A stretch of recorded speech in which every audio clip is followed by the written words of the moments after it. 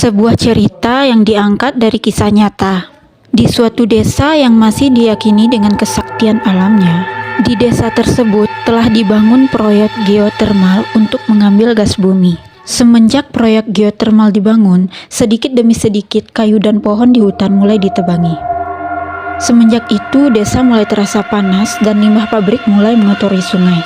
2 tahun sudah PT Geotermal berdiri di desa tersebut. Semenjak itu banyak kejadian ganjal yang terjadi di desa itu. Banyak orang yang dirasuki roh yang diyakini penduduk desa sebagai roh leluhur. Pada pagi harinya, seorang gadis sedang duduk melamun memandangi asap mengepul dari bukit PT Geotermal. Tiba-tiba gadis itu dirasuki roh.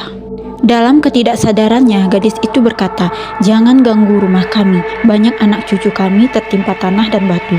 Dia terus mengulangi kalimat yang sama. Bukan hanya itu saja, keesokan harinya seorang bapak tua juga dirasuki roh. Dalam ketidaksadarannya, dia berkata, "Aku ingin sapi 10 ekor untuk dibunuh di atas bukit." Penduduk desa meyakini bahwa roh leluhur menginginkan tumbal berupa sapi.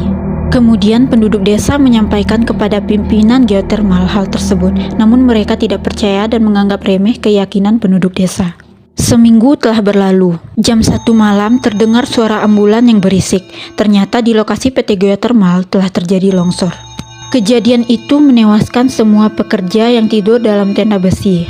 Keesokan harinya, petugas mencari mayat pekerja yang tertimbun longsor. Ada mayat yang tergulung seperti tikar, ada yang kaki dan tangannya patah, macam-macam bentuk mayat yang ditemukan. Tapi anehnya, longsor hanya menelan korban dari luar daerah, orang India, Barat, dan Cina. Ada pekerja asli dari desa selamat dari longsor, bahkan tidak tersentuh tanah sama sekali. Semenjak kejadian itu, PT Geotermal tutup dan tidak pernah beroperasi lagi sampai saat ini.